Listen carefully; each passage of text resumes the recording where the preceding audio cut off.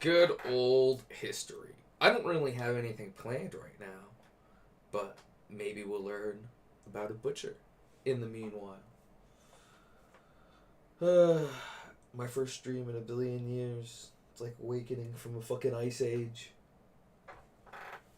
The Ice Age. Middle Ages was The a Ice tough Age gig known because as... unlike today when we're able Fuck to if I distance know. ourselves from the rather unpleasant goings-on that take place leading up to meat being on the table, medieval butchers did much of the messy and rather smelly work right in plain sight.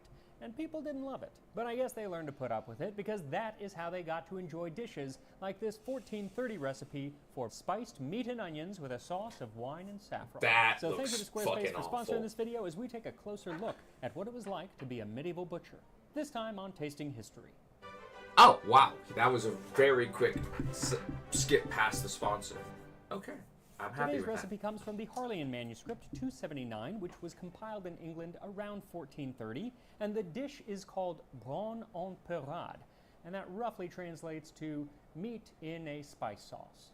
Take mighty broth of beef or of That's an capon, original and then name, take all right. clean fresh meat and seethe it, but not too much. And if it be fresh meat, roast it, but not too much, and then cut it in pieces and cast it into the broth. And then take whole onions and peel them, and then take vinegar thereto and cinnamon, then take cloves, mace, and powdered pepper, and cast thereto, and a little saunders, and set it on the fire.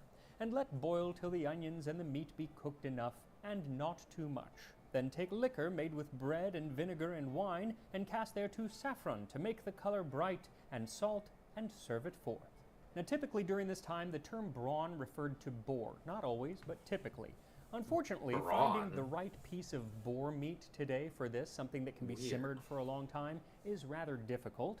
So I would suggest going with something like 2 pounds or 1 kilogram of beef roast or pork shoulder, then several small onions, 1 to 2 quarts or liters of chicken or beef broth. You just want enough to cover the meat and the onions, and then a quarter cup or 60 milliliters of white wine vinegar. And the recipe says that if it is fresh meat, we should roast it a little bit. The other option would be something like smoked or salted meat, and that's what they would actually eat for much of the year. That just goes right into the pot. But if it is fresh meat, and that's what I'm going to be using, I'm going to roast it on a spit over an open fire.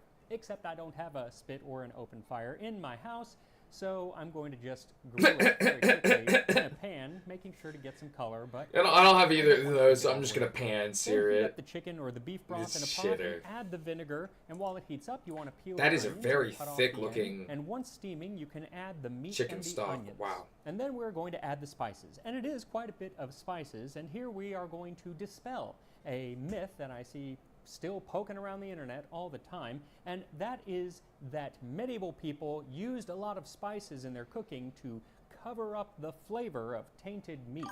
And that is just ridiculous for so many reasons. First of all, as a butcher, Hey! you didn't Right now I'm always learning sell about bad meat. It was a big no-no. butchering It was illegal, in and you'd the, get into a lot of trouble, in the but it did 1400s. happen.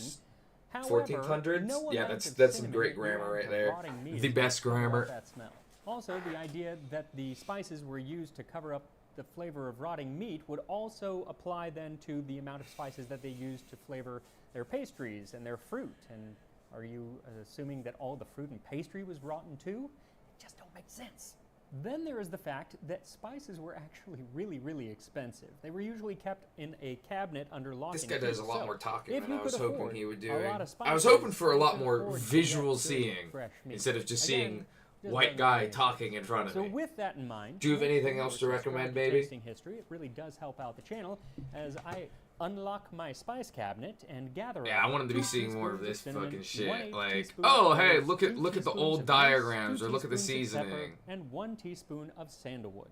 Now sandalwood there to saffron. He doesn't make it as a thing. Where's the old guy with a beard? There's an old guy with a beard who does it better. I don't know. You got some heat? Okay.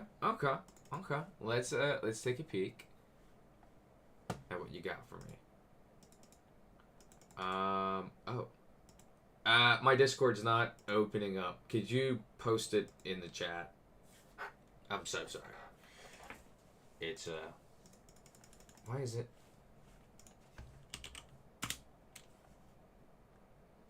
What the fuck?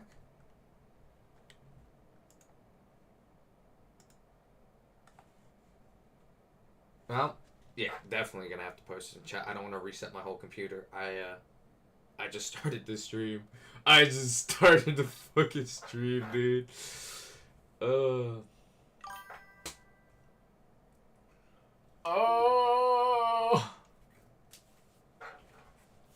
Why would you do this to me? You tell me you got heat, but the heat ain't ready.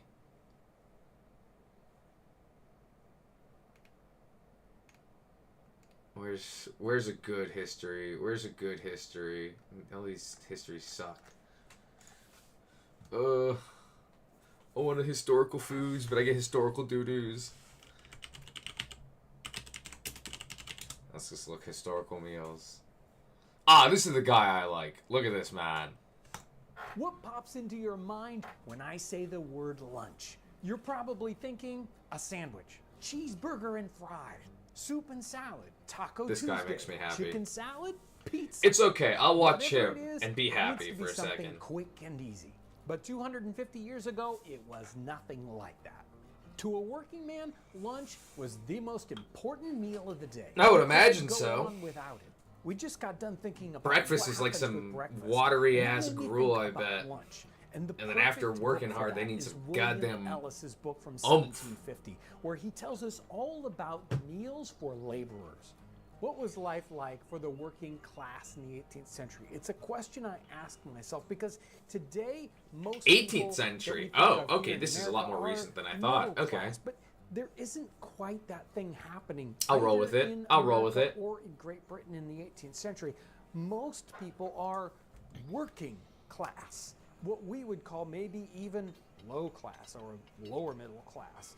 They're people doing very blue collar like jobs, and they have a different kind of life than we do completely. They're working from dawn to dusk. And when you work hard like that, you have to eat in a different way than we certainly do today. I mean, most of us could probably skip 2 meals and not even really notice it. Yeah, about the he's people talking who about work me. on farms. Well, most of us could probably skip 2 meals and not even notice it. Dude, I'm so fucking bad about meal consistency. It's actually, it is, ugh. Regular field workers. peasants we're would be like, talking "This about motherfucker never blacksmiths, works." People that are doing those standard jobs, potters, ironsmiths, tailors, all these folks are working hard every day, 6 days a week.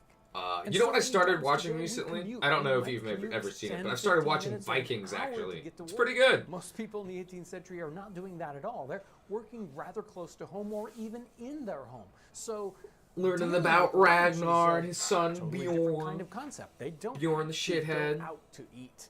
They are right at their home. They're ready to eat there. Or sometimes the meals are brought out to them. They're field workers and the food is brought out to them so they don't have to take any major break in the day. But they can. That was nice. At least they brought him out So the today meal. we typically have these I mean, three it was so that they could main work meals more, with but lunch here, I dinner- guess that's dinner being nice. The large meal of the day, the one that's most filling. And these other ones are just sort of fillers to keep us from getting hungry until we get to dinner. But that's not what's typical in the 18th century. Yes, we're having something maybe very early in the morning, and then we might start to do some work, and then we'll have something like a breakfast, then we'll work until the midday, till about 1 o'clock, and that's dinner.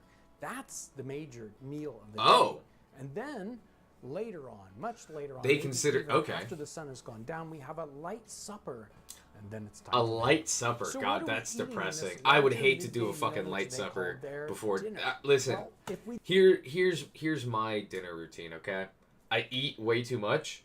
My blood sugar spikes and I pass out. Oh, it's the best way to do it. William Ellis's Country Best way to- House Family Companion, we have a lot of references specifically to dinner. And they're working with families and workmen that work on the farm. And he does this great job all the way through the book. In many Why different was your spots where he computer says, connected "This to will your make a homie's good meal," or hotspot? "That'll make a good What were dinner." you? Here on page What were you 71, trying to? What were you? You know, I'm not gonna William question Ellis it. gives I'm us just a gonna. I'm great gonna just. description I'm of gonna let it dinner. happen. He says, at dinner time, which should always be at 1 o'clock, the village Damn. in the field. At dinner time, which should always be at 1 o'clock. Fuck off, dude. I cannot. Dinner time It for was the me saying is of a always noble 5 housewife or that as the 6 men or 7. expected, God, it I'm at bad that sometimes. hour. I eat If late, it was not like- brought accordingly, they would lag in their work and lose time in expecting it. I would Wild imagine, beans like, shit, dude, and you're bacon hungry and you or can't work. one day, and beef with carrots or turnips or cabbage or cucumbers or potatoes another day, and a plum pudding at wheat time harvest or a plain plum pudding sounds in good. Lent harvest. Good dinner victuals. So it's fun, even as we dig through a book like this. William Ellis talks about all kinds of things that will work for a dinner. once we Some finish things this that we lovely would cooking find video, we'll rather take a hit at that. strange. So it'll say something like a white pot, which we would definitely consider basically a sugary bread pudding. Oh, He would consider that that looks the good. Do they put entire sauce on it, dinner, or is it- or That's an maybe entire just dinner? a large pudding, one of those boiled puddings. d- like we that's used to have dessert, in the brother. Christmas Carol with Charles Dickens on fire, right? So that could also be your dinner, your midday meal. They're usually just one dish. And I don't maybe like the shared fact that you're between the entire speaking for me family on or all our of the favorite members at topic. once. Things I'm that afraid to you see just what this wouldn't is think now. of as really appropriate for lunch at all. Another great book for working class meals is the Primitive Cookery Cookbook, done in 1767, and it's a collection specifically for meals for working class people, even this low class Wow. working people. And in the back, it's a list Oh, of okay. 72 I love meals. watching the French get their And shit kicked. Dude, okay. Dude, I watched this fucking video. This guy was just DJing in peace by a fucking lake. And some French lady comes up and assaults his ass. Like, come fucking on. It's always the fucking French, dude. Like, anytime the French complain about their problems, I just do not believe that they're real issues. Because the fucking French are such fucking dickheads. They are all Fuck over the French, place. dude. Something like oatmeal or green beans. Dude, if it's the French getting their dumplings, hair. which Also, I've been watching since I told you I've been watching The Viking. God, the fucking English are such fucking idiots, and the fucking like, oh my god, how do they suck so much ass? It's so embarrassing.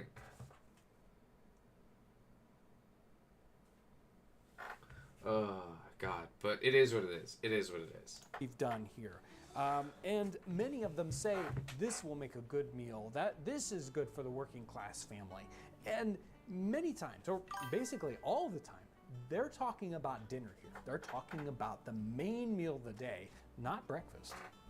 In past videos, we have talked about Yeah, it feels like they have a lot of plot armor. The fights seem like, oh, we're the Vikings, so obviously only 3 of us die, but we kill 50 of their men. And every time we swing our axe, it goes through their armor. And even though we don't have any armor, we never get stabbed. Ugh. And oh man, we do a night raid and everyone's just actually asleep. There's no guards. Oh, it's something. about some of these same sorts of things. The Benjamin Franklin meal, which is the bread and cheese and something like water, sometimes that's breakfast. That is the Many saddest times, meal ever. that Bread, is cheese, a water? typical No. lunchtime meal. or No. We also have something that, again, we've talked about that would be breakfast, which would be oatmeal, a porridge. Yep, that could certainly be your dinner time, or even something like a milk porridge, which is just milk with bread crumbed up in it and sort of heated up. That's- which not that's too many people, not- I think, eat today. Yeah, I As don't we think dig anyone into would what's eat that written today. here, the meals are large, so it seems that dinner has a lot more to do with how big the meal is, how it's supposed to get you through the day, rather than exactly the type of food that we're eating. All right, Those are just the fill you up recommendations and of not. William Ellis, But who's still, talking like the about whole meal like bread pudding breakfast. for your own And meal, the whole whether meal. it's Like, ugh. breakfast or dinner, those meals are brought right out into the field for them. You already so said that. they can eat and then get back to work. But a lot of these other workers, maybe they're a blacksmith or some other kind of worker in town, they are so close to home they can take a break, they can go home, the meal's already been prepared for them, they can eat and then get back to work. So it gives them a nice little break during the day. They don't have to worry about fast food or doing any great quantity of commuting. The main dish we're going to do today is the one right out of the middle of the section here. It's beef with carrots and potatoes. Many times in the 18th century, this would just be boiled. Boiled beef with potatoes and carrots. That doesn't sound so appetizing. So another way where they would cook them in the 18th century is to cook them in a Dutch oven. We would call it a pot roast, and it is so good. Our dish of beef. You can never go potatoes, wrong with a pot carrots roast. Is rather simple. We're gonna take our beef and do a little bit of spicing with it. Salt and pepper, rub that in. You could even put a little nutmeg on it if you want to. And we're going to sear this in our Dutch oven. A little bit of oil, and make sure to brown all the sides of this wonderful beef. Once that's done, we can put in our sliced carrots and potatoes. Add some water in that. You want to come almost up to the top of the meat. Put the lid on that, and it goes into our oven, or in this case, we're going to put coals above. Oh, dude, this feels like when I'm camping. And it needs to be cooked at about 350 degrees for Coals on an top, hour on or bottom. two. Let The them more sit. I dig, the more I'm kind of caught off guard. But the fact that there's so much variety here, but many circumstances, these dishes are meat dishes. These are fairly lowly people, really. They're not even kind of middle class folks, but meat is available for many of You know, these I dishes. like it that meat's And available while for these it people. might not be Honestly, a high I class would cut of fucking meat, hate to meat just not is be able to on eat the table. meat. Even Meat the is dish just the we're fucking cooking today foundation of my doesn't entire need life, to bro. be some incredibly wonderful cut of beef. It can be a fairly inexpensive cut, and the way it's cooked still turns out wonderfully tender. Yes, lunch for us is something simple. We'll get it from a fast food restaurant, or maybe we'll bring our food in. All right, But that's it's enough about just this food. It is October 1192, and in the Wait, who's beating the French here? Who's beating the French? Richard Lionheart versus Philip. Okay. rapidly cooling waters of the eastern Mediterranean, Richard, King of England and the Angevin Empire, has found himself with the status of a fugitive instead of a monarch. A 3-year truce with Saladin signed, he must needs return to the realm and protect it against those who would steal what is rightfully his. You know, I always forget Painful. how big England actually expanded. How England also went to the mainland and hold all of this. You know, when I think of England, I just think of this. You know, I know I shouldn't, but Richard has heard that among these coveters stands his own brother, John. His ship arriving John. at the island of Corfu. John the shithead. Richard, who has not lost a battle since embarking on his crusade so many years before, comes to a sobering realization. His enemies are not only an upstart brother and the king of the French. Richard's high-handed march and voyage across Europe to the Orient has brought him many enemies. In fact, every route by What? sea or Oh, yeah. land is carefully watched for the advent of the man they call Coeur de Lion, and nowhere is safe. Is that better? Not only has Richard rejected Philippa France's sister's hand in marriage, but there were also grave rumors that he is somehow connected with the assassination of Conrad of Montferrat, whose election to the kingship of Jerusalem Richard had opposed. From Corfu, Richard takes the option to travel incognito, moving with just 4 attendants, passing themselves off as returning Templar knights, sailing up the Adriatic to make for the lands of his brother-in-law, Henry the Lion of Saxony and Bavaria, the one friend on the continent that remains to the king. But the winter sea crashes their ship at Istria, and after an attempt to maintain his disguise over land, Richard is captured after a 3-day ride by the forces of Leopold of Austria. At Acre, Richard had personally flung Leopold's standard from the wall into the dirt, and now the German has his opportunity for revenge. Leopold holds Richard for months while searches and investigations Damn, are Leopold. frantically carried out by the Angevin authorities. And in March, the king is transferred to the custody of the Holy Roman Emperor, Henry. While Richard finds himself with little to do other than write verse, the empire hard won and maintained by his own arms and those of his ancestors faces dangerous predators from within and without.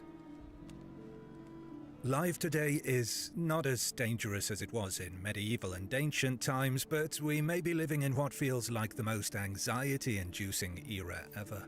At the start of a new year, John wastes no time on hearing word of the king's capture before he rushes to the court of Philippe of France and swears his fealty.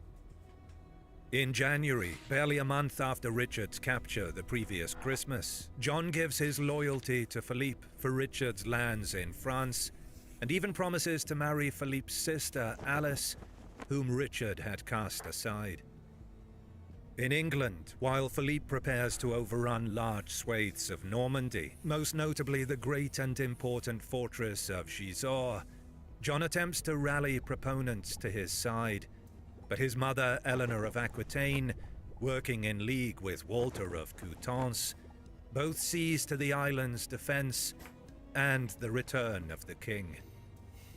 Nevertheless, some great fortresses like that of Nottingham and Tick Hill are in John's hands. To raise the enormous ransom demanded...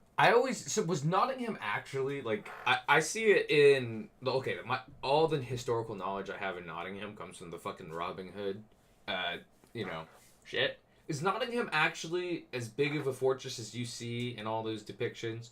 Like, towering walls, really heavily fortified, or is it kind of I don't know. By the Emperor, Eleanor must introduce just a like crushing wooden income fort? tax at the mind-boggling rate of 25%.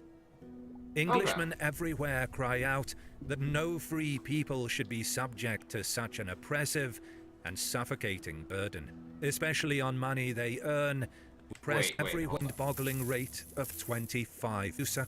To raise the enormous ransom demanded by the Emperor, Eleanor must introduce a crushing income tax at the mind-boggling rate of 25%. So it's not really John's Englishmen fault. everywhere cry out that no free people should be subject to such an oppressive and suffocating burden, especially should 25%? tax at the mind. Oh wow, 25% income tax caused a revolution. No comments about our current taxes. Boggling rate of 25%. Mind-boggling, they say. Englishmen everywhere cry out that no free people should be subject to such an oppressive and suffocating burden, especially on money they earn with the sweat of their backs. Yeah, but you gotta save your king, bro. You gotta save your king. Himself with Baldwin of Flanders, who is also disgruntled at Richard, and for a time, a French invasion across the Channel is a real fear in England. John, you gotta nut up, bro. Added to this are the machinations of Raymond of Toulouse, who threatens the borders of Eleanor's home region of Aquitaine. With the onset of the campaign season, Philippe targets Gisors, moving there with a strong force and the claim that the territory was only given to Richard as part of the dowry for the now abandoned marriage to Alice. Gisors is known by all to be one of the greatest structures in the entirety I don't know. of France, It's kind of and its octagonal wall, surrounded by a cylindrical keep and stone moat, bristles with heavy defenses. Its base overlooking the meeting of the three rivers, Epte, Troezen, and Evian, they're definitely... Hey, we gave you the super, really armored fortress, but we actually want it back because we want to invade you. Could you give it back to us? Bro, this shit is fucking... unparalleled command of the region, and Philippe's army sets out as though it will put the castle to siege. But its governor, Gilbert de Vascoy, submits and transfers the bastion to the French king in a suspiciously rapid space of time. Gilbert, you fucking slut. The cries of treachery are universal from those who are loyal to Richard. Stinky baguette is right. With Normandy's foremost bulwark in his grasp, Philippe moves through the duchy proper, his army incendiaries burning anything better that betray cannot this fucking supply Philip or II, turn a dickhead. profit, and taking hostages in multitudes. The Vexin region, another gift from Philippe to Richard, is occupied. Philippe's army reaching Dieppe and then marching directly south to put Rouen, Richard's ancestral Norman capital to the siege. I feel like at that point you Forces of should have just Baldwin gone of straight. Flanders join him in this fight. I don't know why you go. I mean, I get it. I Up get it. until If this you want to point, make a Philippe point, has been but virtually unopposed in his seizure. But I Robert don't de know. Beaumont, Earl of Leicester, a veteran of Richard's crusade to the east, puts up a stiff resistance, attaboy, Robert. taunting Attaboy. Philippe to make an all-out assault on the city. Oh, don't taunt him though. Don't taunt him. Unwilling He's to actu- embark on such Oh. a gamble and seemingly Oh! unable to carry out a Oh, long Robert, siege, your balls are so Philippe withdraws fucking his massive. forces and patches up a ceasefire with Richard's emissaries at Mantes in the second week of July. Philippe now effectively controls all of Normandy east of the Seine, and John is thrown a bone with command of the town of Iveroux. Richard's representatives agree that the status quo will remain until the king's return, in which case Philippe says that Richard can pay him homage and perhaps have some kind of territorial return. In secret, however, both John and Philippe attempt to have Richard kept in captivity. with Wow, bribes to the everyone Emperor wants to Henry. keep Richard the fuck Their out. plots fail, as Richard has Well, impressed poor the Richard, imperial dude. nobles with his bearing and speech at a trial Henry put him to the previous spring. Eventually, England beggars itself and raises Damn, Richard's nice ransom, work, fucking releasing Richard. him Richard in the the early fucking months of speech crap 1194. 8000. Look to yourself, Philippe writes to John in a stark warning. The devil is loose. The same devil lands at Sandwich on the very edge of Kent that March, and his return to England is a rapturous affair. A month Ooh, later, rapturous, that Richard can't be appears good. before the populace at Winchester Cathedral in the finest robes and with his crown glittering in glory. An effective second coronation being held to expunge the ignominy of his captivity. All present speak at length of Richard's actions already in the few weeks since he stepped foot on English soil. Nottingham and Tickhill have been besieged and ripped from John's control, along with numerous other considerable estates. At the same time, those who have betrayed the monarch at his time of mortal peril and danger are hanged until dead. Richard has no Yeah, I time don't really for blame weak him. He's like, traitors. shit, dude.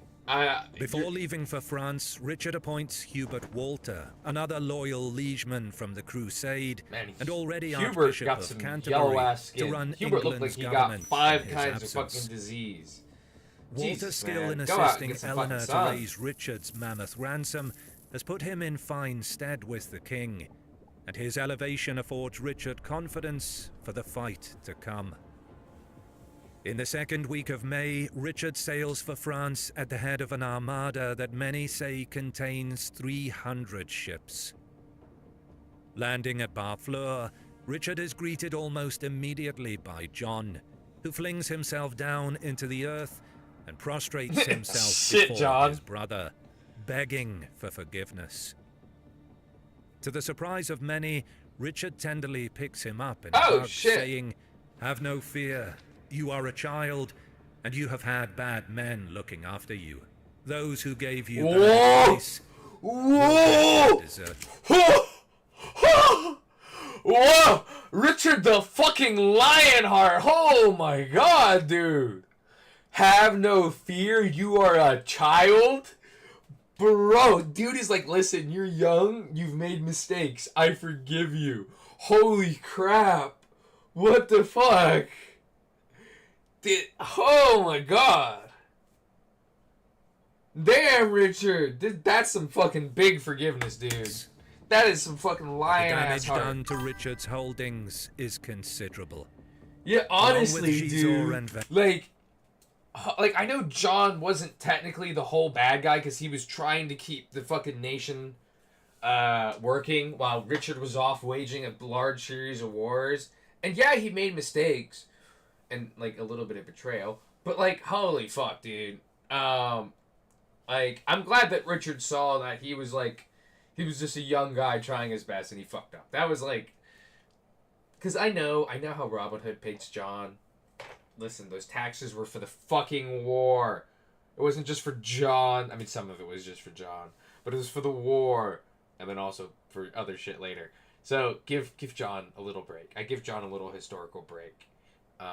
But shit, like, I was surprised Richard did. Just because I give someone a historical break doesn't mean you need, like, you know?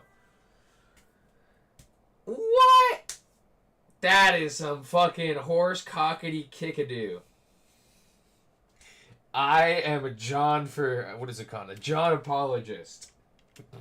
Exan, Richard sees that western Normandy is lost, particularly the coastal regions of Arques. Fuck all the other historians. They're the wrong. loss of Dieppe is near total, and John has even given away fortresses in Touraine and Angoulême in Aquitaine.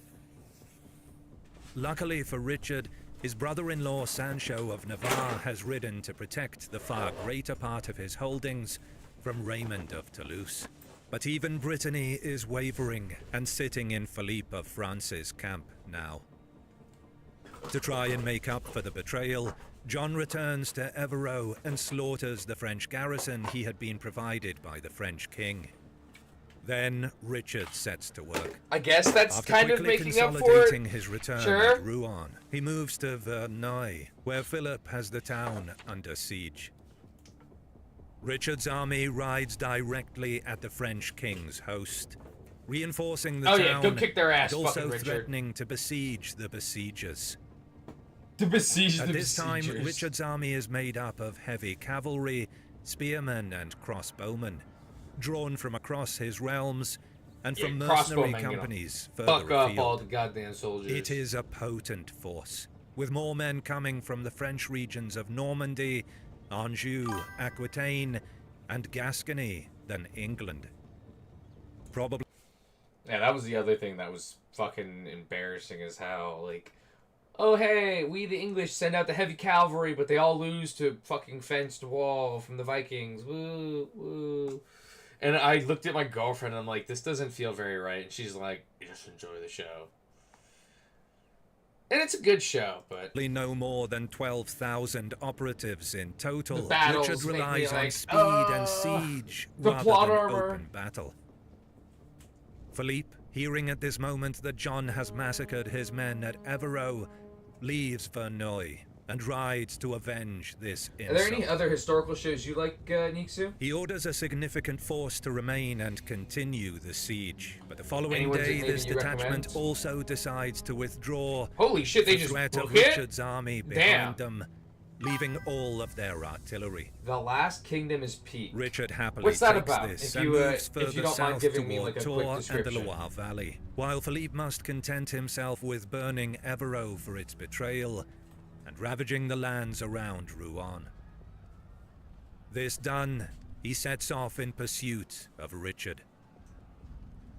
By the time Philippe arrives, Richard has taken Tours and a sizable payment from its authorities, then moved to assist the Navarrese siege at Loches, which he takes by storm almost immediately, and then stamps his overlordship on Touraine.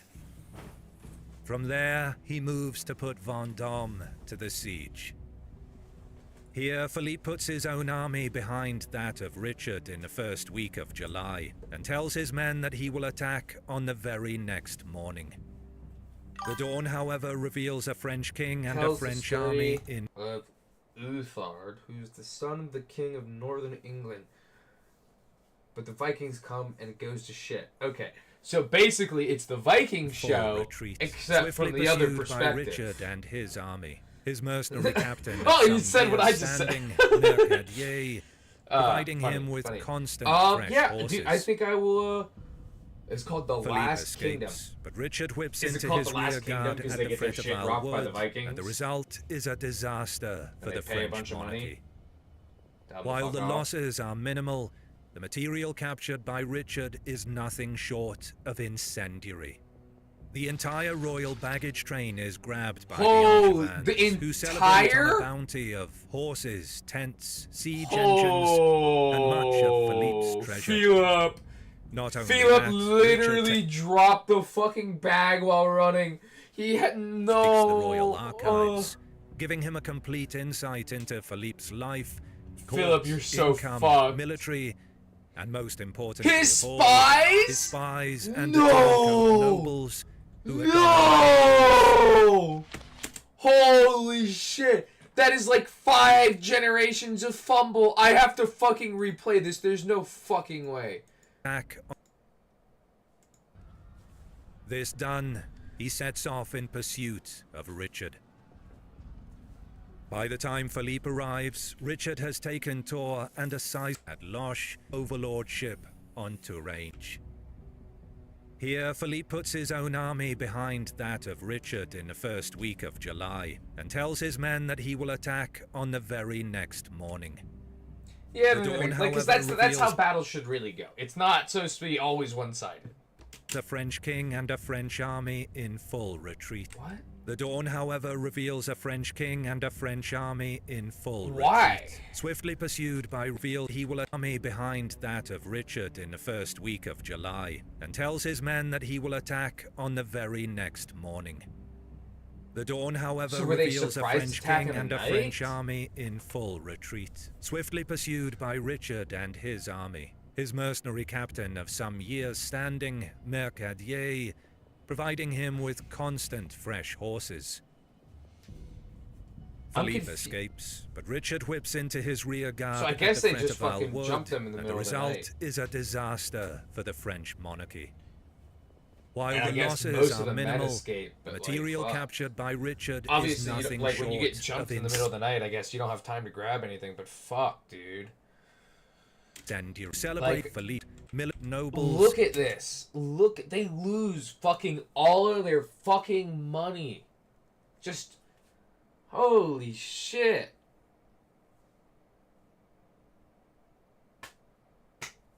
All the spies, dude. who had gone over to his side. In the fortnight following, What do you even fucking Richard's do about that? position You're just is fucked. unassailable, taking Taillebourg, Marcillac, Angoulême, Châteauneuf-sur-Charente, and Montignac, among other lands. And by his own account, Damn, Richard capturing just fucking perhaps goes through and 300 captures- knights and 40,000 What? soldiers. 40,000. Holy Unsurprisingly, shit. Philippe signs a truce on the 23rd of July in an attempt to stave off total Nah, disaster. dude. Philip, you Richard should get your looks to ass consolidate handed to the you. retrieval of his Richard fucking territories. dive in. Kick his ass. Philippe still holds significant amounts of land in vital Normandy, however, including Gisors. He also Yeah, manages to Richard, snatch don't let the that baggage stand. train Don't of let that Don, stand. the king's brother. A slight revenge, considering his own loss, but a victory nonetheless. Oh, come on. Richard begins to look for a new Philip, fortress if you really to want lock to his ask for forgiveness, domains. you don't catch the guy's He brother's finds it at fucking a high loot. rocky outcrop looking over That's the his town loot of too, Les dumbass. Andelys and the slow rolling waters of the Seine. Richard completes a gigantic fortress at that point, naming it Castle Gaillard, or the Saucy Castle. Completely forbidden underground, or The Castle Gaillard, and I'm like, oh, that's a name, and then the saucy. the Saucy Castle. Hey guys, where do you want to go? I want to go to the Completely saucy forbidden castle. under the terms of It's his so truce with Philippe. saucy. It replaces Guillaume for the Angevins can't fucking and provides a bulwark blocking the route into No, Normandy don't even from fucking Paris. start with cool name. Defiantly horseshit, standing dude. sentinel and making it clear that Richard's rule in France is as solid as stone and rock.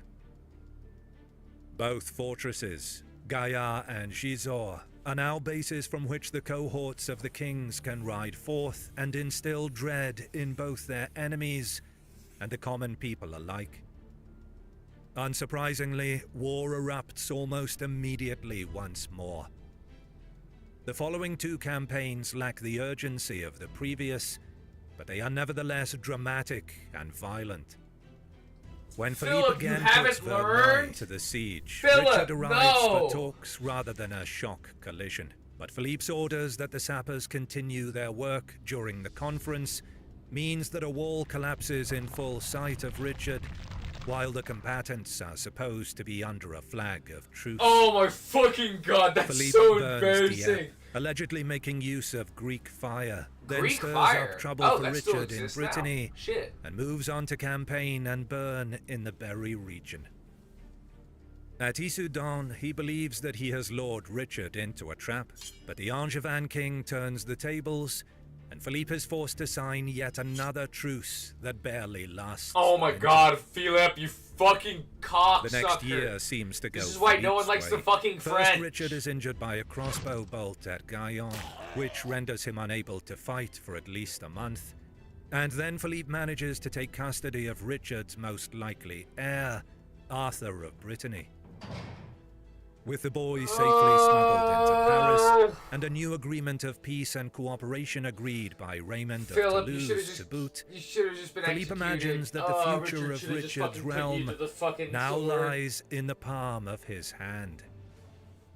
But no sooner has Richard recovered his health than the sands shift below Philippe's feet. Oh, And by fucking the end thank of God. Fuck you, 1197, a series of events brings the war decidedly into How many Richard's times you gotta fucking favor. lose and beg for An forgiveness English and then go boycott fucking of do the same Flanders shit? works its power, and it's Count Baldwin agrees to come onto Richard's side and attack Philippe. Next, the Emperor Henry dies, and those electors who had been so Oh, impressed shit. by Richard during his captivity Rip Henry. vote for his nephew The Otto sixth? of Brunswick to take the imperial And Otto title. the Fourth. Suddenly, Philippe is facing the prospect of attack Lot from of- both Flanders lot of and descendants. the Rhineland. Gamely, A lot of Philippe's lame-ass sounding response descendants. is attack Couldn't even come in up with turn. their own names. In 1198, he drives into the Vexin, burning and looting all before him. But Richard is ready and counterattacks, aided by Baldwin launching a Flemish assault in the Artois. By this time, after so many years of war in Europe and the Orient, Fucking name. both Artois. armies are showing cruelty unthinkable by the day's standards of chivalry. Those who are not killed, raped, or carried off from their burning homes count themselves lucky if their eyes are put out with a dagger or hot What poker. the fuck? It is a war of terror. Damn, I know you guys don't like it. Richard's Fuck, counterattack dude. sees him taking Courcelles-sur-Sea and Bory before he rides back to Dangu, just 4 miles from Gisors. Somehow, when messengers arrive at Philippe's position, likely in Gisors or close by, they tell him that Courcelles-sur-Sea is still at liberty, and its garrison are fighting hard against the enemy. Thinking that he has Richard unawares, Philippe rides at the head of Oh my several god, hundred Philip, you knights, always think you have him likely unaware. assorted Richard is infantry never unaware. toward the town. Stop trying this shit, dude. Unbeknownst to him, the two forces are in such close proximity that Richard, who is patrolling the newly controlled area, hears of his presence and wastes no Yeah, time we can literally in see rushing you for a across the field, bro. It's not. We can see you. It's Philippe not and a his secret. force arrive before the town of Courcelles and look askance on the scene. Richard's forces have reduced and occupied the settlement, and smoke pours from the neighborhood. Equipped for an assault at speed, and without the means to dig in and deploy artillery for a siege, Philippe has his host turn and prepare to withdraw. They It is marched at that all the moment way that over there crossbow for no bolts begin reason. to fly from concealed positions among. Hey guys, I know we have a position over here, but I totally think we have them unaware. So let's just go out into the middle of this field. Oh, it's such a great idea, guys. My name's Philip II, and I'm so smart. Hey guys, oh no, I realized, they're in a city, and actually, I have horsemen. Of course they don't work in a fucking city. Whoopsie daisies. I need a dip. And then immediately, he just completely forgets about this entire forested fucking region. And this guy's, it's not like he hasn't had the fucking crossbowmen up his ass the whole time. Oh my god, Philippe! Equipped for an assault at speed, and without the means to dig in and deploy artillery for a siege. It is at We that got the moment goal now. that the Oh, it's crossbow friends. bolts begin to fly from concealed positions among the tree lines, and the first of Richard's riders become visible. Philippe, his senses already telling him that the situation is far worse than he thought at the outset You of his thunk? relief effort, faces a terrible dilemma. Honor requires him to stand and fight, particularly in the face of another king. Richard's standards are likely now visible to the French, but his force of a couple of hundred men is too small and not adequately deployed to face another army Yeah, in the field. dude. Fuck your honor. Get the fuck out of there. Richard's You already slightly larger fucked host, on the you other already hand, shit the is bed. flying down Alright? with You can at least focused get a new bed. determination, Don't burn not your whole only to fucking smite house the French down. from the field, but to lay their hands on their monarch's sworn enemy and bring him before the Lion Heart. The French break, without Obviously offering the French anything in the fucking way of a break. protracted fight, and any man without a horse is left to his own devices. Damn. The speed of Richard's charge and the advantage it has in comparison to the slower starting French makes itself immediately clear. Richard himself is able to unhorse 3 knights and Holy take them, shit. boasting later that he used a single lance for all. That's fucking pretty goated. Holy shit, Philippe, Richard. meanwhile, has made for Gisors, which is one small stroke of luck, because Richard has placed the greater part of his company along the nearby points. Yeah, of at the least. River Oh, hey, Ector, we gotta retreat in the back thought across the that narrow Philippe bridge we would came. take Dude, that if you route. sat right here, you would have been For fine. miles, You would have the had a two bridge armies defense. raced, You would have Philippe been doing his free. utmost to avoid falling into the clutches of Richard, a fate that would bankrupt his kingdom and leave it vulnerable to predators everywhere. Any man whose horse slows or hits a divot is immediately surrounded and prevailed on to surrender. Others are merely killed on the spot, and skirmishes break out all along the route.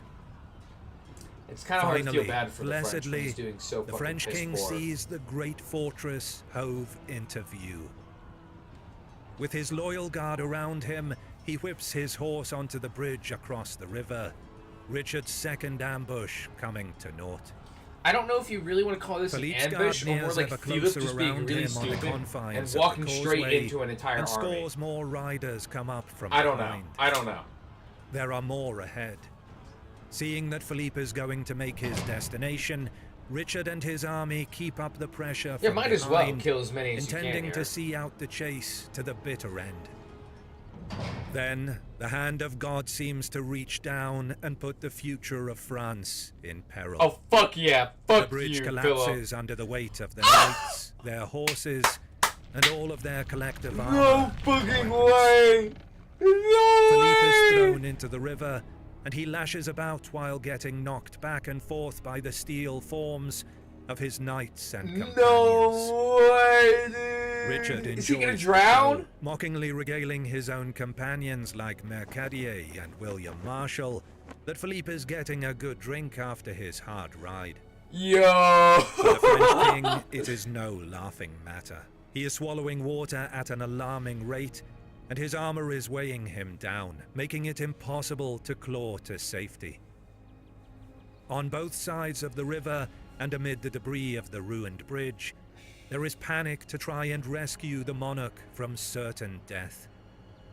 Somehow, with a momentous effort, Philippe is pushed and hauled to the Wait, riverbank, no way, he gasping for survives? air Holy and shivering shit. from I the thought he would cold. fucking drown here.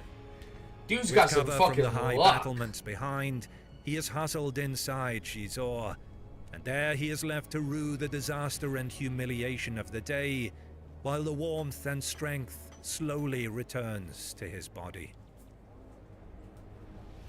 The chase at Gisors is downplayed by French Downplayed? How the chronicles, but fuck there do is you little they can downplay say that? to the numbers and to the indignities suffered by their king. Philippe has escaped Dude got with his roasted, life, toasted, 20 and just fine got fucking knights drowned. beside him. William Marshall records that 100 great men were taken prisoner, with several being of the highest caliber of fighting men. Fully 200 of the French knights lose their horses, with 140 of these animals clothed in finer armor than the majority of Richard's Oh, own men. shit. That's fucking For his part, money. Richard's prowess is reaffirmed following his heroics in taking several prisoners with his own hand, and he Yeah, writes Richard in the letters of fucking his goat. glee at watching Philippe drink from the river. After some more desultory raiding and I skirmishing, know a lot of the five-year fucking halt my to feelings about the hostilities French or is English agreed propaganda, but also just because the French are just fucking assholes. when the two kings meet on the Seine in January 1199. Richard, don't believe him. Just kick his Richard ass. stands on the deck of a boat while Philippe stands on the bank and they hurl invective at one another. It is like old times, when the two went on crusade. Dude. For Richard's part, he has reconquered all of the lands taken from him while in captivity, and shown himself conclusively to be the better man. There are now only mopping up operations He's left just for him. that. He's Some just built easy different is the campaigns in answer. the south He's against just, that's the how the restless historians and say it. insolent lords Yeah, he's of just better. Limoges and Angoulême. One castle there, Châlus, is said to be guarded by just 40 men. Richard looks forward to an easy spring in the prime of his life, refortifying his empire, and perhaps even beginning to make plans for a return to the Holy Land once the question of an heir is settled, and he has satisfied himself that the final cogs are in place. Everything, after all, is in God's hands. If you like what you see, consider supporting my work on Patreon, and you get ad-free early Always access good to my watch video. the fucking French get their shit kicked in. I don't have a lot of time, unfortunately, today. I might stream again later tonight, but if you got, I got time for one more video. If you got one, to suggest, perhapsn't. Ooh, I'm down. Middle East sounds cool.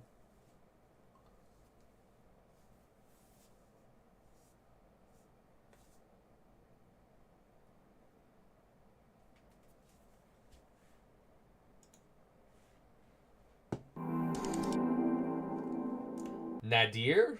Nadir? I feel like I've heard this name before. Or seen this name before.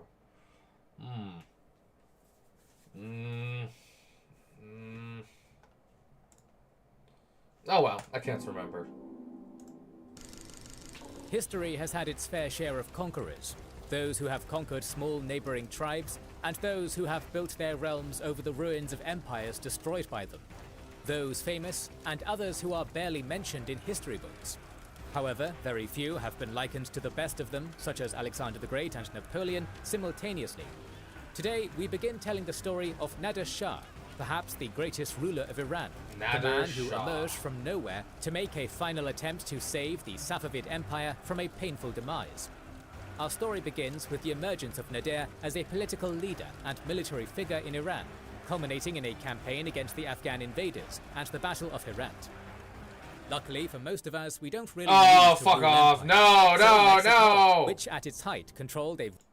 It is the turn of the 18th century.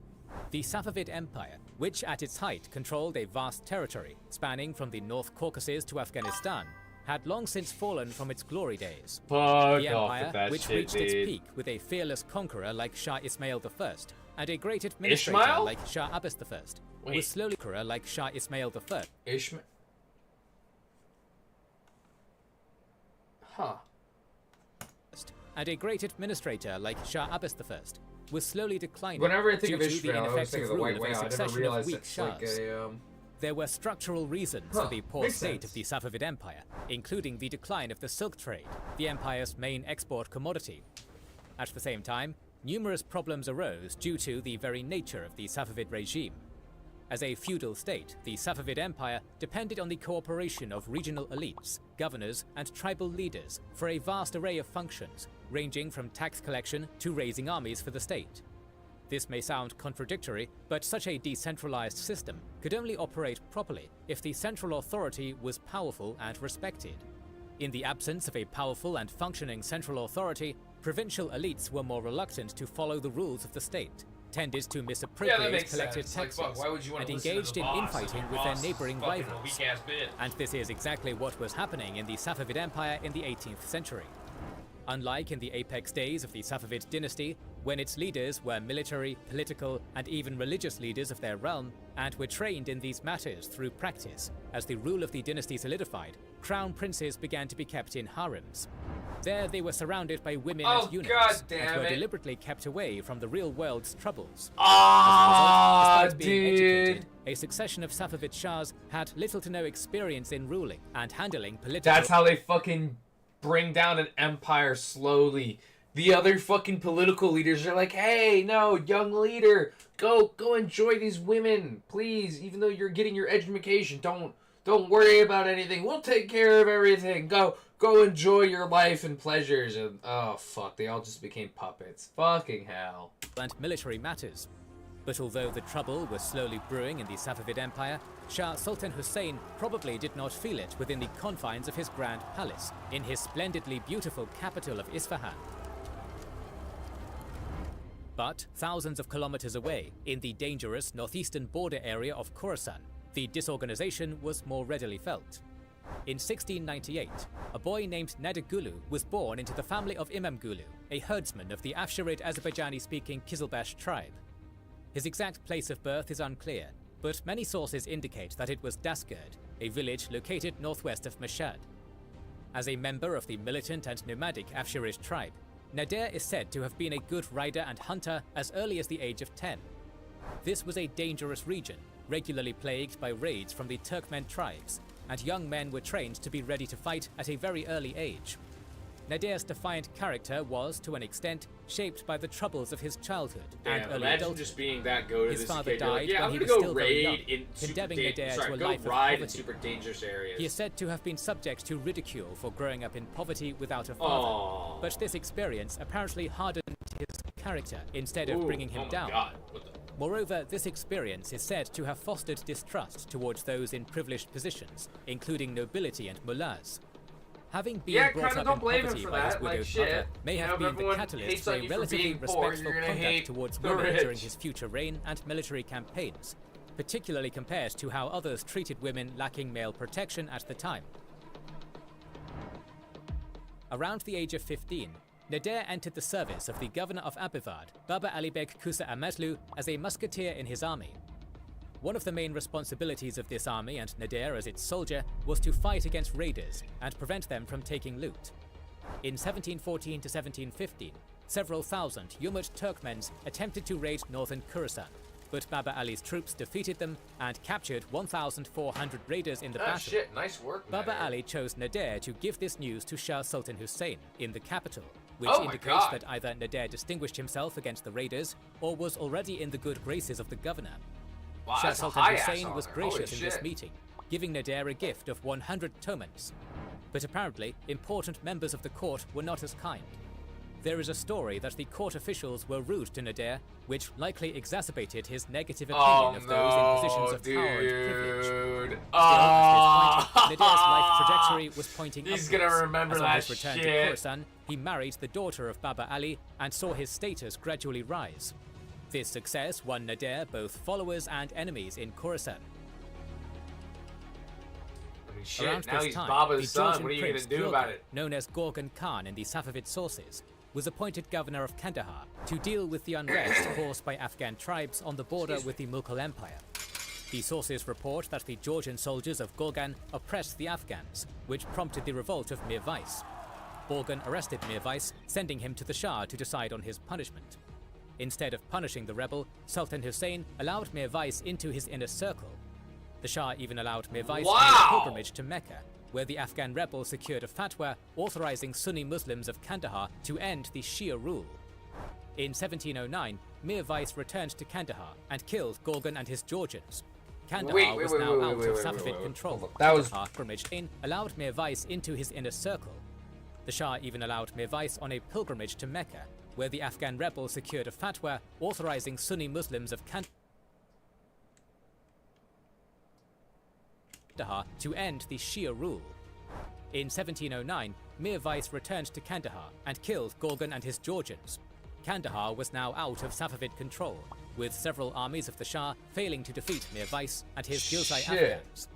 Then followed the Abdali Afghans, who rebelled Shouldn't and have let him won in your power fucking inner Iraq. circle, dude. Holy crap. Man immediately This betrayed the state of Sultan. affairs on the eastern frontiers of the empire gave Nader an opportunity to rise in the hierarchy. Chaos can indeed be a ladder. In 1716, Nader's father-in-law, Baba Ali, was sent from Mashhad to fight the Abdali Afghans and was killed. No! Baba Ali's brother, Korban Ali, became the new governor of Abivad, but soon he also died of illness, or, according to other claims, was killed by That Nader. one, I don't The know. new governor, Hassan Ali Khan, officially appointed Nader as his deputy, and very soon, Nader became the de facto ruler of Abivad. During this period, Nader participated in several campaigns aimed at defeating the Afghans, but none of them were successful. On one occasion, he was almost killed. In any case, he learned from this experience, which would be used in his future campaigns. Better if he was almost fucking killed. Damn. However, all these troubles did not prevent Shah Sultan Hussein from enjoying his life filled with wine and concubines.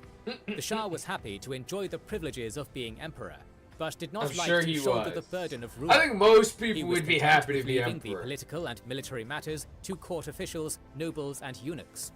In 1706, Sultan Hussein set out on a pilgrimage with a huge entourage of 60,000 people to Qom and Mashhad, the holy cities for the Shia. This was an extremely financially costly endeavor for the state treasury and the provinces along the Shah's route. While he was away from Isfahan, a severe food shortage in the capital caused thousands to gather in front of the Ali Kapu Palace, the Shah's residence. The enraged public shouted insults at the Shah and threw stones at the palace, showing the level of authority and respect that Sultan Hussein had among the capital's population at the time. There were troubles on the border regions of the empire, including the Caucasus, Kandahar, Herat, and the Persian Gulf Islands. And the Shah was either unresponsive to these challenges or ineffective in overcoming them. Particularly, the failure to defeat the Afghans emboldened them.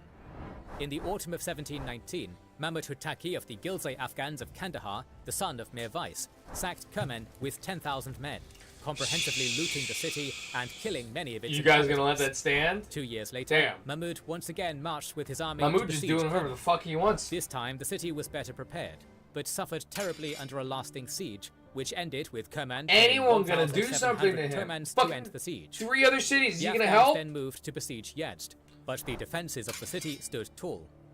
At this point, Mahmud had lost a significant number of men in battle and Thank due God, to but desertion. fucking hell. But given the apparent weakness of the Safavids, he decided to make a huge gamble. His army marched directly on Isfahan. Wait, Panic what? ensued in the Safavid capital. Instead of staying put in Isfahan and waiting out the Afghan siege until a more powerful army could be raised elsewhere to relieve the capital, the Shah decided to move the army stationed in the capital and defeat the Afghan rebels in a decisive battle. That is risky. The Shah's Holy army crap. had more men, but it was disorganized due to rivalry, a lack of communication, and a lack of a common plan between different units and commanders, no. which doomed it to defeat in the Battle of Gulnabad on the outskirts of Oh Isfahan. no. Afterwards, Shah Sultan Hussein could have left the capital and rallied his loyalists for further resistance against Mahmud. But Sultan, instead, how are in you October so shit at this 1722, dude? He surrendered. The Shah abdicated his throne. Oh my god, dude, Although this Shah is the Sultan is the fucking, oh my god. His successor, Tahmasp, What a continued fucking attempts loser. to rally the Safavid loyalists to recapture the capital. The mighty He fucking dynasty literally is like, oh, come into my inner court. We let you, and then you go, oh no, we let you go on this pilgrimage, and you fucking say you can't be under Shia law, and you kick my army's ass. Oh, but we don't do anything. We're gonna let you keep raiding our empire, and then, oh, actually, we're gonna be so disorganized in our army instead of fucking figuring out our shit. And, oh, actually, I just surrender. Oh, my fucking... which had reigned He over deserves to Iran, lose the his fucking Caucasus, empire. Eastern Anatolia, parts of the Middle East, and I'm Central sorry. Asia for more than 2 centuries. He does not had deserve this practically fucking fallen. empire. The capital was in the hands of the Afghans. Meanwhile, the Ottomans had captured the Caucasus, Yeah, while no, the the Russians were trying Afghans to gain a deserve it. foothold on the Caspian Fucking shore. hell, dude. Remember, chaos can be a ladder. In retrospect, it certainly was for Nader. Let's see what As Nader the state does. Let's see authority what collapsed, Nader does. Abifad's governor fled the city, and Nader became its de facto ruler. Taking advantage of the chaos, he solidified control over the surrounding areas, including Kalat, a former fortress of Timur, and won the loyalty of several small local warlords and chiefs.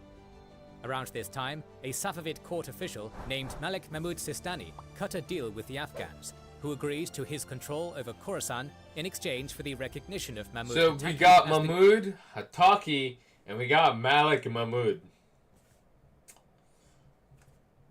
new Shah. Is Mahmud like a Nader religious was- thing? Is there a reason there everyone's just named that? Not Am I strong missing enough something? to oppose Malik Mahmud's authority, while Malik Mahmud did not want to risk his army in a campaign against Nader's I mean, it fortified sounds sphere of like it's- control.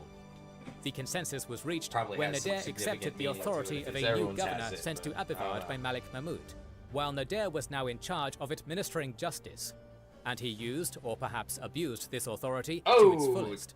That little He slight worked under rotation on the Malik screen Mahmud's is a authority little bit and seasick. punished warlords and chiefs who opposed him. It's moving Those who just chose enough to make it accept feel Nadir like I'm became sick, part of his growing army. but not enough to Those actually who feel opposed like him it's until the moving. bitter end were severely punished. According to Ooh, that is historian an Michael unpleasant, Axworthy, these tactics of fucking benevolence to rotate. those that submitted, combined with harshness to prevaricators and traitors, proved successful. Nadir followed the same principle throughout his career. He was quite ruthless, but not pointlessly vindictive. He would rather take even a man of dubious loyalty into his service than destroy him unnecessarily. His prestige grew, and attracted new chiefs and armed followers into his service, eager for a share in the proceeds of future successes. By 1724, Nadir had amassed a formidable force with around 1,200 cavalry, and felt powerful enough to make a move against Malik Mahmud. One source tells that Nadir personally killed Malik Mahmud's appointed governor of Abivard at the end of their joint hunting day with a single blow of a sword to his neck. After that, Nadir made a successful raid on Mashhad. He was then called upon to help the city of Merv against raiders, and on a separate occasion, to intervene in a war between Turkmen tribes. He then defeated the Chameshgazak Kurds and captured their base, Kabushan. Nadir used each of these instances as an opportunity to grow his prestige and recruit new men into his nascent army. Attaboy, Nadir. At this point, another figure enters the power struggle in Iran. The son of the deposed emperor, Tahmasp II, had escaped Isfahan before the Afghans took the capital, and was eager to restore the throne to his dynasty. Yeah, of course he's He eager to went to restore the the Qajar throne, tribe, but one his of the dad most was a powerful wet in the noodle, realm, and so and was he. tried to persuade its leader, Fath Ali Khan Qajar, to retake Isfahan immediately. But Qajar advised caution, and suggested that Tahmasp capture Mashhad from Malik Mahmud first. Tahmasp reached out to Nadir, and secured his participation in this campaign. In September 1726, Shah Tahmasp II and Fath Ali Khan Qajar marched on Khorasan. There, Nadir joined them with a force of 2,000 cavalry and infantry, a few cannons, and Zanbarek camel guns. Nadir met Tahmasp as a Shah, knelt before him, and pledged his allegiance. As a gesture of gratitude, Tahmasp hugged Nadir and gave him the title of Khan. This was the moment when Nadir started his rise from a regional Nadir force now into an is actor like an capable of influencing official affairs on the leader imperial within scale. the imperial. Nadir immediately won a few skirmishes against Malik Mahmud's forces. Fath Ali Khan Oh, saw God his damn it. influence over Tahmasp wane, No, and he decided to fuck reach out off. to Malik Mahmud. Fuck off! Nadir's scouts captured Qajar's letter, and he was executed for his treason. Malik Mahmud saw this moment as an opportunity to crush the weakened royal host, but was comprehensively defeated by Nadir. Attaboy, Even though he Nadir. managed Nadir's to get kicking back ass behind left the and city right. walls Holy of shit. Mashhad, there was no relief in sight for the besieged Dude was city, never really a and fucking very soon leader, he but surrendered to clearly Tahmasp acts and like Nadir. one. Fucking hell. But towards the end of 1726, Tahmasp II started growing jealous of Nadir's authority, as the Shah's courtiers did their best to turn Oh the my young god, Shah Tahmasp, against his he's been commander-in-chief. helping you. In early 1727, he slipped out to Kabushan and sent letters throughout the empire, calling Nadir a traitor and asking for military support against him. Yeah, you But think Nadir Nadir's was gonna quick to fucking act, stand for that and after dumbass? defeating Tahmasp's small force, had the Shah at his mercy. Nadir chose to forgive Tahmasp and celebrate Nowruz together with the Shah in Mashhad. Although Nadir was clearly on the rise, he still apparently needed someone from the Safavid dynasty for the sake of legitimacy. Yeah, at this point, Nadir has the fucking bag. Don't fuck it up, Nadir. Nadir was in no rush to capture Isfahan and lay claim to the Safavid crown yet. He decided to play it deal smart, with the play it Afghan slow. threat coming from the east first. In September 1727, his army lay siege to Sangan, and a month later, the town was taken. Wow, Soon, month-long Nadir's siege. army had to Jesus. face a 7,000 to 8,000 strong Abdali Afghan army near Sangan. The sources report that Nadir only had around 1,000 men. He placed his musketeer infantry in entrenchments, which allowed them to fire at the attacking Afghan forces, and made sure to protect them with some 500 of his best cavalry, maneuvering throughout the battlefield. Nadir personally took part in this 4-day-long battle, which ended in Four-day Afghan retreat to Jesus Herat. Christ! Nadir returned to Mashhad, Fucking talk where the about a nominal prolonged Shah, Tahmasp, fucking was conspiring engagement. against his commander, but to no avail. Tahmasp tried to flee Mashhad on several Oh occasions, my god, but each Tahmasp, time, you little Nadir's men fucking would wet capture him noodle. and bring him back. At one point, Tahmasp even tried to kill himself with a knife, but Nadir personally prevented this. At this point, Nader was using Tamasp's seal. Damn, and it's a issuing small. orders in his At name. this point, he doesn't After even get the defeating right to several fucking rivals kill in himself. I Mazandaran, mean, I would almost want to feel bad with him if he wasn't so kind of lame. and Astarabad, Nader set his sights on Herat once again. The Afghans still controlled Isfahan, and Nader thought that before marching on the capital, he needed to take the whole of Khorasan under his control and defeat the Afghans in his rear. On May 4th, 1729, It's not good to Nader's have 15,000 Afghans strong in your force rear. met with Aliya Khan's Afghan Ghilzai force of approximately the same number near Kafakala, 80 kilometers west of Herat. Nader once again placed his musketeer infantry in the rear, protecting them on each flank with cannons, while he took charge of the cavalry reserve. Nader planned to draw the Afghans towards his infantry and cannons and defeat them with superior firepower. The battle started when Nader sent a small cavalry detachment against the Afghans to wear them down and bring them closer to his musketeers. This part of the plan worked, as the Afghan cavalry charged Nader's infantry's left flank furiously. Aliya Khan's forces managed to push back their left flank, creating a really threatening situation for Nader. And just like in the Battle of Sangan, Nader led a personal charge of cavalry to relieve his forces, They just got fucking getting wounded in obliterated. the process. But he succeeded in repelling the Afghan attack. Repelling? battle, Dude, their fucking both whole sides front line decided just to regroup. disappeared like goddamn smoke. Aliya Khan withdrew east towards the Yeah, I Holywood would River, fucking retreat if while, I was the after Khan an initial too. Fuck withdrawal, me. Nader continued his march on Herat. At this point, both camps received word that some 10,000 Afghan men, under the command of Zulfikar Khan, were en route from That's not good Farah for to you, assist Nader. Aliya. Nader, you Nader gotta needed to act you gotta fast fucking and kick defeat their ass Aliya Khan quickly. decisively before he got reinforcements. Several more skirmishes took place between the sides, as Nader's firepower continued to prevail over the Afghan cavalry. But the decisive battle eluded Nader. At this point, the hero of our story decided to engage in a psyop, as we now call it. Wait, what? He sent a column against Aliya Khan's army with loud victory drums and horns, to make the Afghan army believe that Nader had already dealt with Zulfikar Khan's force. No! Nader left a portion of his force to engage with the approaching Zulfikar Khan's army, while the rest were sent to pursue Aliya's force. However, a violent sandstorm erupted at this point, preventing any meaningful engagement between the sides. Both Afghan armies managed to retreat into the city walls of Herat, bracing for a siege. But it did not last long. Nader's artillery was causing havoc in you the kind of city sitting in a and city gradually against weakening cannons its doesn't defenses. really help you a Aliya Khan lot. sued for peace.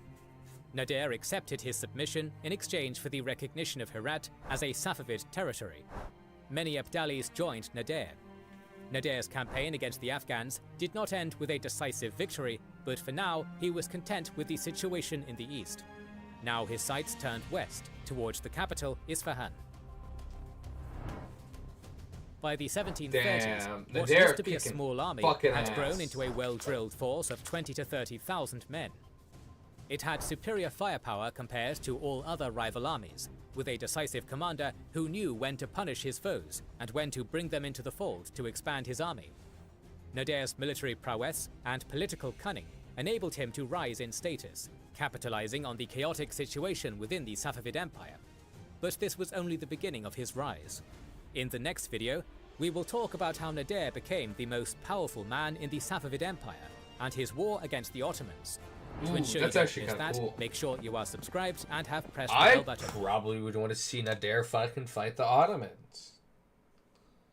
I don't think I have time for that right now. I have to go... fuck. I hate having fucking life plans. Well, I don't hate having it. It's nice. Anyway, thank you for watching my very short stream.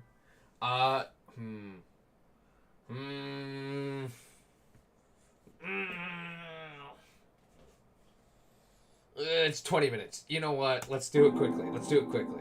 Is that a different video? Oh, is that the same video? No. Let's see. That is literally the same video I already clicked on. In the first video of our series on Nader Shah, we discussed his rise from an ordinary foot soldier serving a local governor in Khorasan to one of the most powerful military and political leaders of the Safavid realm amid internal chaos and external threats from all sides. Afghans had captured the capital of Isfahan, Ottomans were taking over the Caucasus, Russians were encroaching on the Caspian coast, and there was no powerful figure in Iran able to change the tide. At least it probably felt so at the time. But Nader had other ideas. Welcome to our second video on the last great conqueror of Iran, Nader Shah, where we discuss that's his a pretty wars dope against the artwork. Ottomans and the Afghans, and his rise to regency. Do you know why thousands of War Nope. II, Spanish War of Succession, the Punic Wars, the Pacific War, Oh, no, but still- Thanks for making. Nader has Damn, just it dealt was so with the much ad, Afghans I in the didn't east, realize. retaking Herat. Now his sights are turning west to expel Afghans from the capital Isfahan. By that point, Mahmud Hotaki, the man who defeated the Safavid Shah Sultan Hussein to capture Yeah, Isfahan, Mahmud, had already you been little killed by his shithead. cousin Ashraf. The new Afghan ruler managed to halt the Ottoman advance just west of Isfahan, forcing them to retreat all the way back to Baghdad. But internally, things were not getting any better. During the war with the Ottomans, Ashraf ordered the beheading of Shah Sultan Hussein to send the Ottomans a message. Oh shit! Chaos, famine, and disease were ravaging Damn, that the is formerly a Safavid bold territories. move. The Afghan occupiers engaged in murder, robbery, and were generally uninterested in ruling for the good of the people. A series of unsuccessful revolts broke out against the Afghan rule by rebels. Yeah, I would many of whom imagine, like, claimed shit, to be the dude. sons of Sultan Hussein. We do not know whether any of them really were. They probably but we do weren't. know about his son, Tahmasp. At this point, he was a pawn in Nader's power games, but nonetheless, he was the rightful heir to the Safavid throne and carried symbolic political importance. The Yeah, aforementioned he's also revolts wet under the noodle Safavid boy. name and news of Nader's success in Herat prompted Ashraf to move with a Fuck 40,000 strong yeah, army dude. towards This is, dude, Khorasan I'm actually to defeat loving. Nader is a fucking pretty cool figure. Like, he literally comes up from the most humble fucking beginnings ever. He's like, fuck the rich, but I will work with the rich. And then all the rich are still dickheads to him. And he's like, I will bide my time. And then even this dickhead, like, appoints him, basically betrays his ass. He doesn't execute him. I mean, yeah, he's keeping him alive to fucking use as a tool, but, like, shit, dude. Nader and Tahmasp Fucking in August 1729. Mad respect for By Nader. early September, the Afghan army was besieging Semnan. Around this time, Nader's 25,000-strong army moved out to intercept Ashraf and set camp around Bastem. Nader sent word to the garrisons of Semnan, asking them to hang tight until his army arrived. Upon finding out about Nader's arrival, Ashraf left a small force to continue besieging Semnan, while the majority of the army under his command moved towards Nader. The first engagement between the armies took place near Sharud sometime in September 1729, when Ashraf's advance guard under Muhammad Said al-Khan tried to attack Nader's artillery, but was beaten back. From there, Nader's army advanced to meet with the Afghan army near the village of Memendost on the Sharud River Valley with two steep hills on either side. On September 29th, Nader's army divided So into you're 4 telling units, me and that Ashraf's in a army, narrow divided canyon into 3 area units, formed up for battle. We Versus do not know about the cannons? exact Oh, size of the fucking fighting hell. force on each side, with sources reporting anywhere from 6 to 25,000 I think Nader's soldiers gonna for win this Nader, pretty and from 16 easily. to 40,000 for Ashraf. It doesn't matter if But the most fucking sources infantry agree numbers that are Ashraf half. had a Dude, the manpower fucking advantage cannons. during the Battle of Memendost. Ashraf was so confident in his victory that he designated a 2,000 to 3,000 cavalry force to wait for the Safavid Oh, army that's to so retreat fucking and pursue them stupid. to capture Nader and Tahmasp. He's about to get his ass fucking handed to him. At the start of the battle, something unexpected happened, as Nader ordered his host to withdraw to the left towards the Tal Hills. A several thousand-strong cavalry unit from the rearguard was tasked with covering this withdrawal. Ashraf thought Nader was retreating and ordered his left flank, commanded by Muhammad Said al-Khan, to attack. Nader's cavalry delayed the Afghans with firearms and arrows, allowing the army to reposition. Now Nader's cannons and Zanburek guns were positioned on the slopes of the Tal, with the rest of the army in front of them. Ashraf ordered his army, the vast majority of which was cavalry, to attack Nader from all sides in a fierce, decisive charge, attempting an enveloping movement with his numerically superior force. Yeah, It it's not must have gonna been work. a truly terrifying sight for Nader's men, seeing tens of thousands of riders fiercely charging on them. But his army was disciplined and waited for their commander's order. And then pew pew pew pew Only pew when the pew pew Afghans pew were close pew. enough, Boom Nader's boom cannons boom. started shooting at the Afghan Yeah, center, they're gonna get fucking. killing Yeah, that's hundreds what I almost expected. immediately. Ashraf's army continued advancing on Nader's flanks, which is when Iranian musketeers started firing. The momentum of the Afghan attack was now lost. They failed to break into Nader's ranks. Yeah. After stopping the Afghan That's what I charge, imagined would Nader's happen. army took the initiative as his musketeers pushed on the Afghan center and its artillery. Very soon, the Afghan resistance ended, as Ashraf's army was forced to retreat. I like that guy's just Around standing there with his 12,000. fucking sword doing nothing. Yeah, guys, I'm helping. Guys, I'm helping a lot. Look, I got my sword here. I'm dressed better than you. I'm helping. Oh. Men. I know Nada he's like was the fucking victorious in the officer Battle who's of commanding Mementos. his men, but still, it's just funny. It's just fucking. But It's the funny how war he's just with the standing there Afghans still pretending to do occupying the shit. capital, Isfahan, was not over. Nada's army and Tahmasp marched westward on Isfahan. The people on the way, tired of almost a decade of chaos, were happy to see a Safavid prince with a realistic shot of winning back the throne. On the way, reinforcements from different areas joined Nada and Tahmasp. Meanwhile, Ashraf was preparing for a defensive war with the approaching royal army. He judged that Nada's army would have to pass through a narrow valley to the east of Varamin, and positioned sharpshooters and artillery on the way to ambush them, with his cavalry concealed to inflict further damage. No, that's But not a Nada's terrible scouts spotted idea, this, but and his oh. men managed to get into the Ah! and attack I was gonna say that's not a terrible idea. Immediately get spotted by their Nadir. ambushes from Fucking two hell, directions. bro. The Afghans were defeated here as well, forced to leave their artillery behind and retreat all the way to Isfahan. After massacring 3,000 men deemed capable of starting a rebellion against Afghan rule in Isfahan, and receiving artillery and gunners from the Ottomans, Ashraf left the capital to face off with Nada's army near the village of Merchakot. This time, Ashraf intended to fight a defensive battle, largely copying Nadir's earlier tactics in Memendost. He positioned his infantry in the center, with the artillery Yeah, but you're behind not them, in that area. while the cavalry units were detached from the main force, with freedom of maneuver to respond to the situation as it developed. Nada tried to lure Ashraf's host away from abandoning the defensive formation by firing cannons and marching his army across their flank, directly towards Isfahan. But Ashraf did not budge. At this point, Nada decided to order a charge on the Afghan positions. He sent his musketeers forward, who were supported by cannon fire.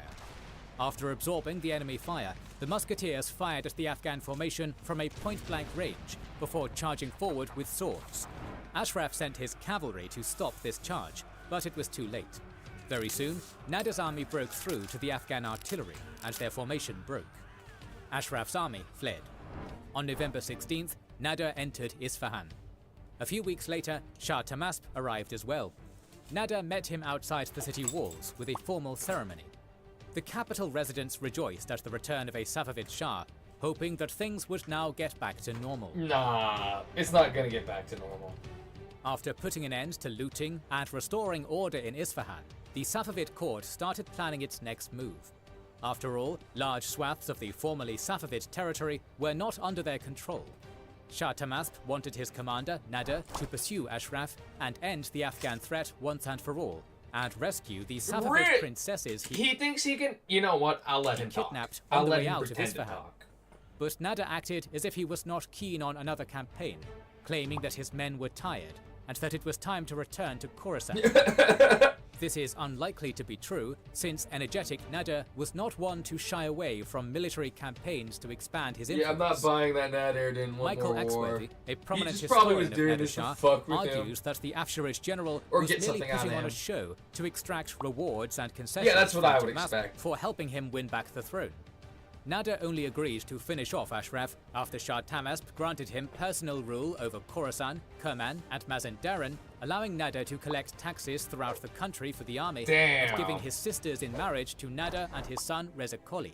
Damn! Simultaneously, Nadir Nada really became the securing ruler of a everything for his significant future. portion Nice of the work, Safavid bro. territory, expanded Attaboy, his personal attaboy. legitimacy by marrying into royal blood, and secured funding for his army.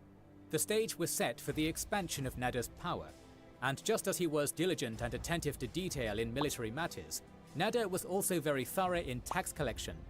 According to Axworthy, Thorough in Nada tax paid collection. close That's not what attention the to money peasants like to matters, hear. and over the succeeding years, built up a complex network of officials, inspectors, and spies to control and monitor taxation, changing and strengthening the Damn, structures that dude had is the served original Safavids. IRS. Each province had to submit regular accounts.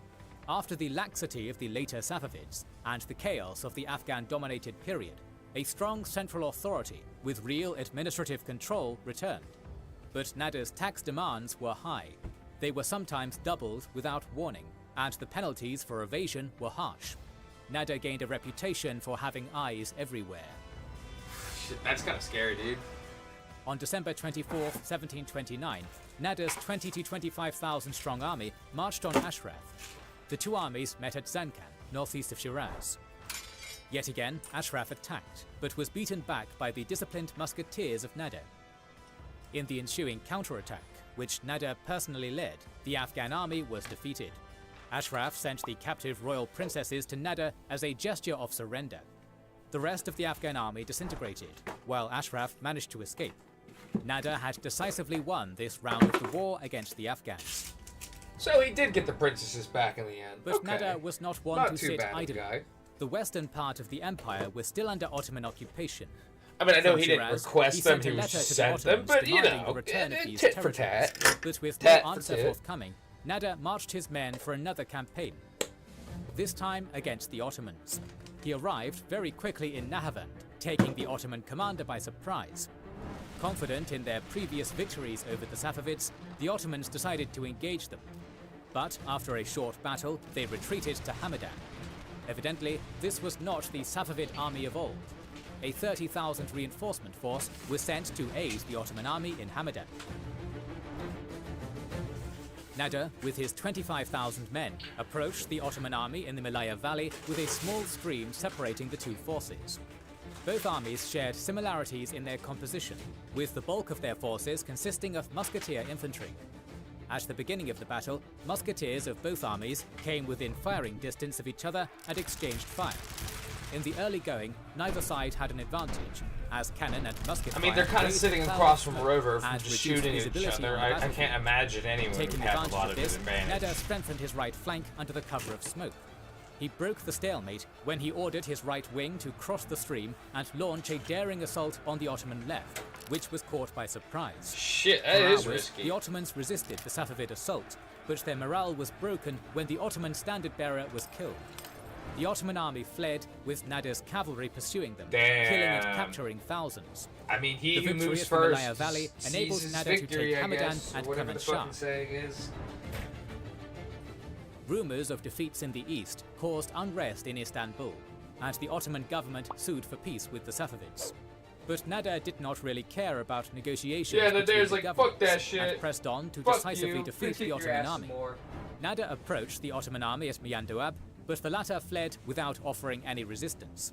Several skirmishes later, the Ottoman army, suffering from low morale caused by a series of defeats, had been disintegrating. After defeating the Ottoman governor of Tabriz, Mustafa Pasha, near Sahalan, Nader entered Tabriz, the old capital of the Safavids.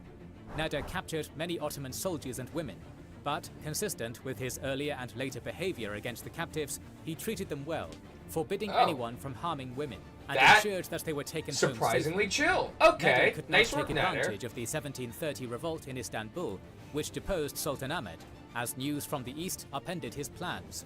The Afghans were in revolt once again, and Nader marched there to deal with them. Herat was the first casualty of the Afghan revolt, as Zulfikar Khan captured it in 1729.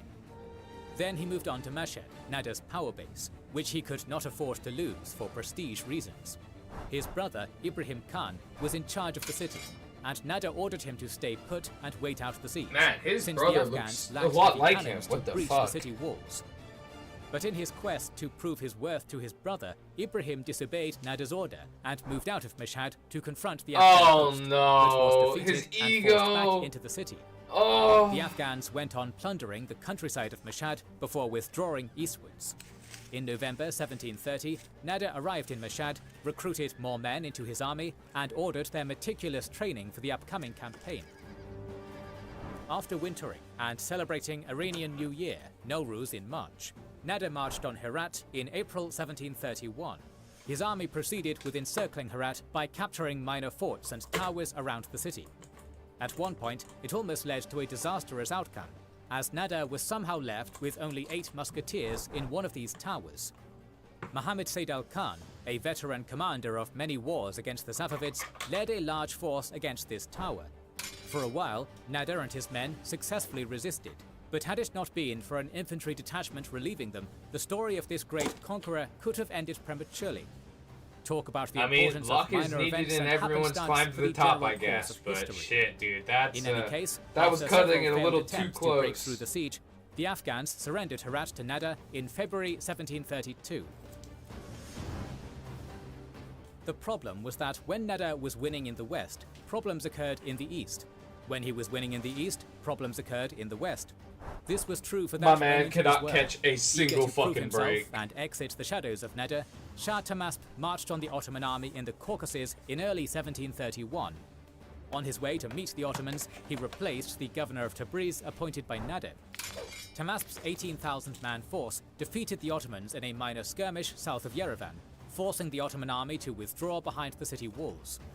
But the Safavid siege of Yerevan was unsuccessful and short-lived, as the other Ottoman force managed to slow the supply lines to Tahmasp's army, while another Ottoman army commanded by Ahmed Pasha moved from Baghdad towards Hamadan and Kermanshah.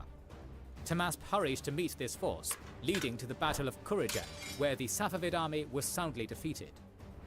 As a result, Tahmasp squandered any advantage gained by Nader in the previous campaign, and was Tahmasp, you forced to agree to a fucking treaty favorable loser! to the Ottomans. Dude, there's They a were reason I've ready been to calling him a concede fucking Tabriz, wet noodle Hamadan, this and whole Kermanshah goddamn to time. the He's the Safavids biggest in fucking exchange wet for the noodle. territories north of the river Aras.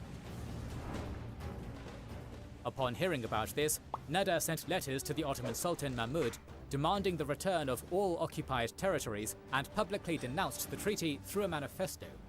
This manifesto, wherein Nader vowed to fight until all the Iranian captives were released from the Ottomans, heavily exploiting religious motives, was a clear symptom of Nader seeking to finalize his transition from only a military commander to a political ruler as well.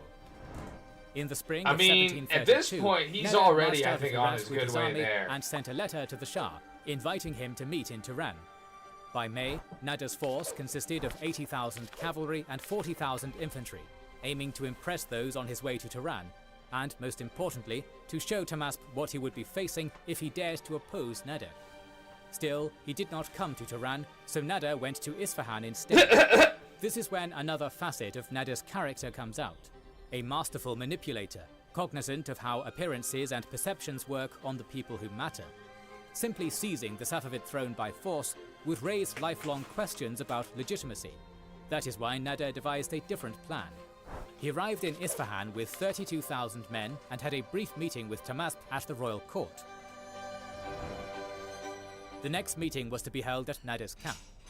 After a brief ride along the army, the pair retired to Nader's tent, where they imbibed in alcohol. Nader was not one to shy away from alcohol in the evenings, to relax and wind down after a heavy day of work or battle, but he had enough self-discipline to know when to start, when to stop, and how much to drink. Apparently, this was not the case for Tahmasp. Nader encouraged Tahmasp to drink excessively, and at one point, Tahmasp got simply too drunk. Then, Nader's men took the Shah outside, calling the army officers, nobility, and courtiers to witness the state of Tahmasp. According to Axworthy, his crown had fallen to one side, his trousers were stained, and the top of his head was dirty as he lolled on the grass. Nader proclaimed that the Shah... He did him so fucking dirty. He gets him drunk as a fucking skunk and then calls everyone to see. got simply too drunk.